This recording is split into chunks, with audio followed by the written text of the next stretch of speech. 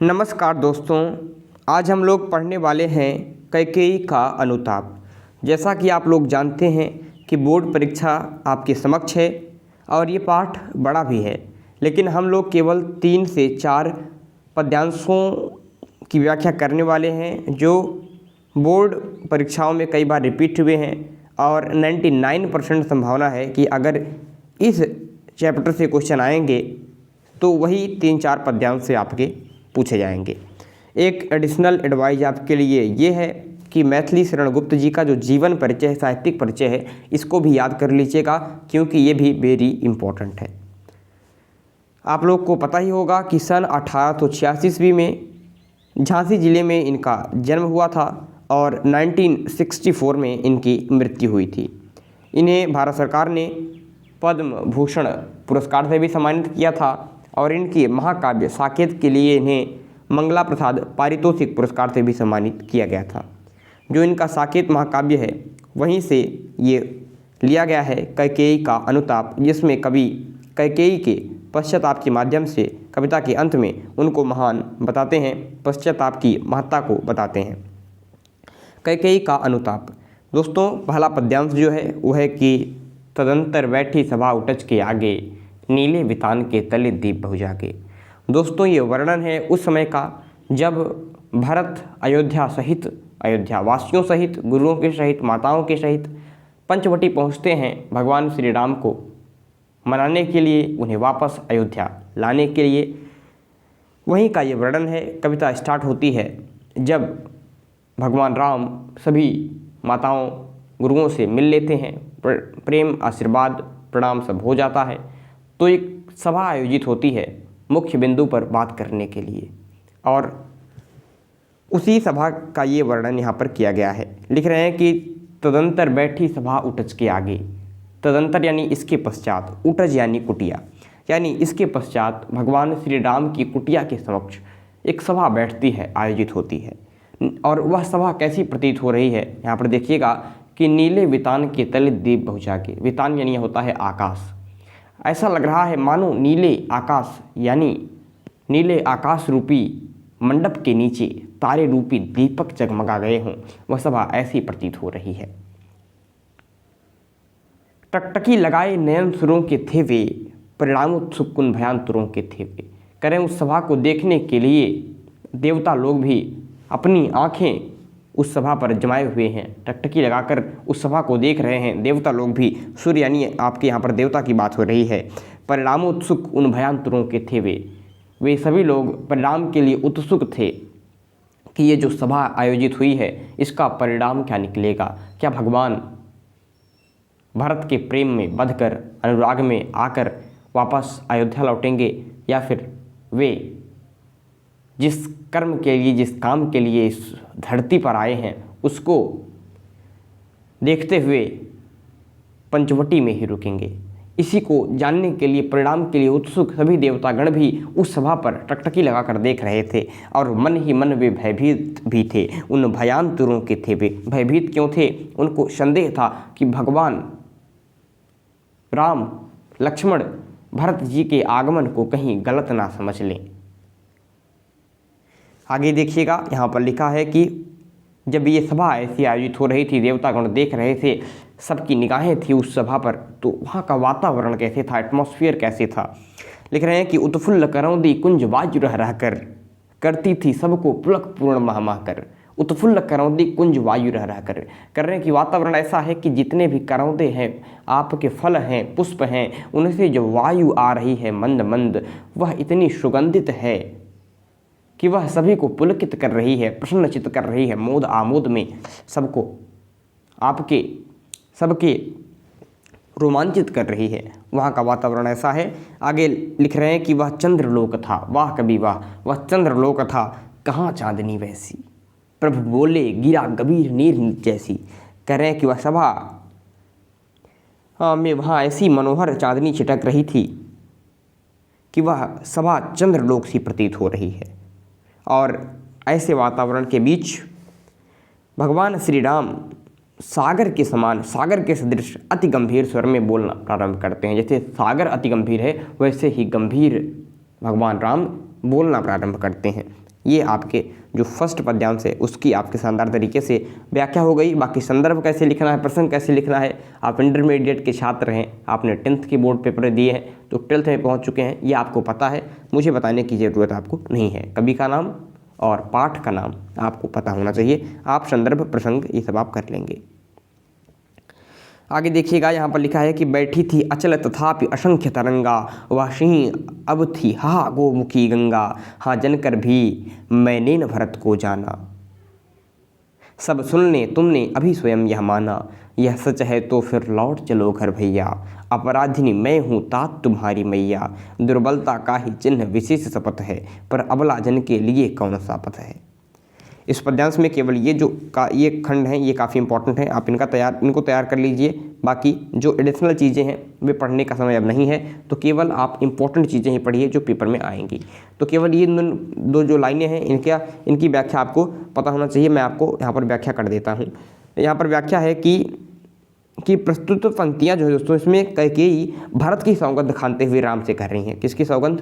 अपने पुत्र भरत की सौगंध खाते हुए कह रहे हैं कि सौगंध खाने से व्यक्ति की दुर्बलता प्रकट होती है। अगर कोई व्यक्ति सौगंध किसी की खा रहा है, कसम खा रहा है, तो उसकी दुर्बलता प्रकट होती है। लेकिन कह रहे हैं कि हे राम, क्या महिलाओं के लिए, स्त्रियों के लिए इसके अतिरिक्त कोई और उपाय है? वह सौगंध के माध्यम से बता रही हैं कि क्या स्त्रियों के लिए इसके लिए कोई और रास्ता है, कोई और पथ है। यहाँ दोस्तों इन पंक्तियों के माध्यम से कैकेयी को अपराध बोध से ग्रसित दिखाया गया है कि किस तरीके से कैकेयी अपने आप को अपराधिनी मान रही हैं। वह राम को घर लौटने के लिए अनुरोध कर रही हैं, उन्हें मना रही हैं, उन्हें वापस लाने के लिए अनुनय विनय कर रही हैं। यहाँ पर ये पद्यांश है, दुर्बलता का ही चिन्ह विशेष शपथ है, यानी शपथ लेना दुर्बलता का चिन्ह है, लेकिन अबला यानी स्त्रियों के लिए और कौन सा पथ है, ये यहाँ पर इम्पोर्टेंट है। आगे देखिएगा, आगे जो आपके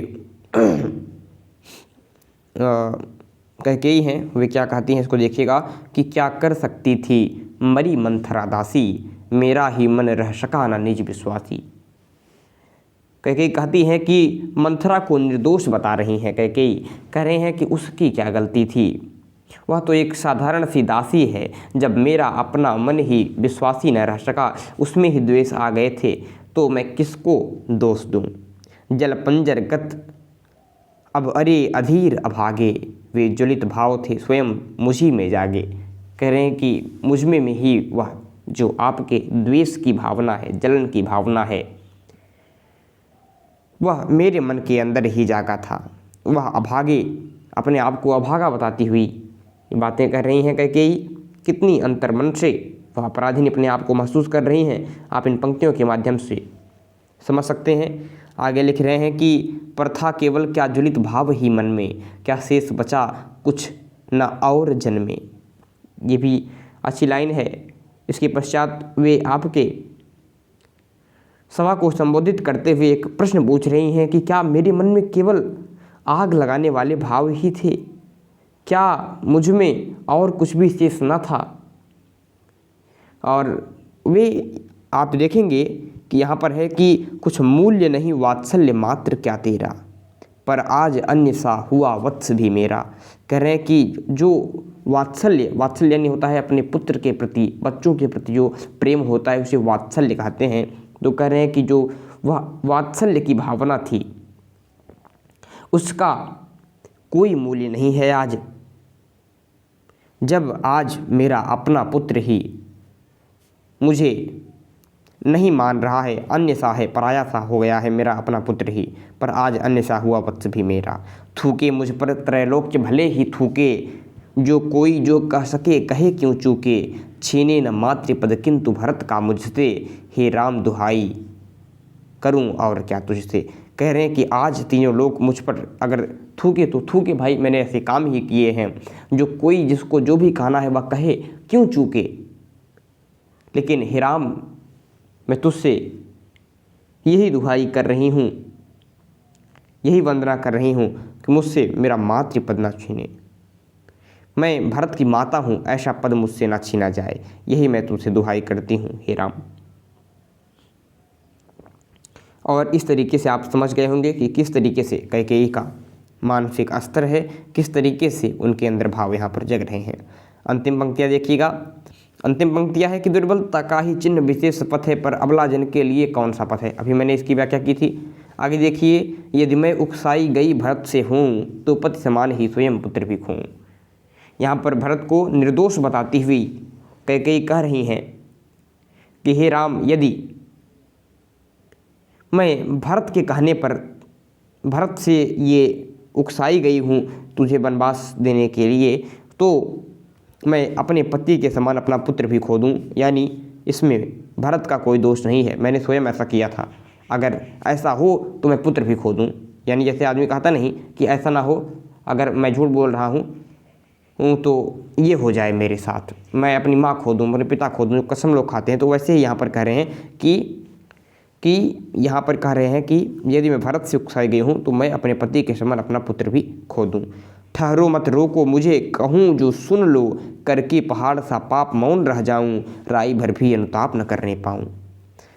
सभा को कह रही हैं कि मुझे रोकिए मत, मैं जो कह रही हूँ उसे आप लोग सुनिए। मैं इतना पहाड़ सा पाप करके, इतना बड़ा पाप करके, पहाड़ सदृश बता रही हैं पाप को, उसको करके मौन रह जाऊँ, चुप रह जाऊँ, और राई भर भी अनुताप, मैंने थोड़ा भी पश्चाताप ना करने पाऊँ।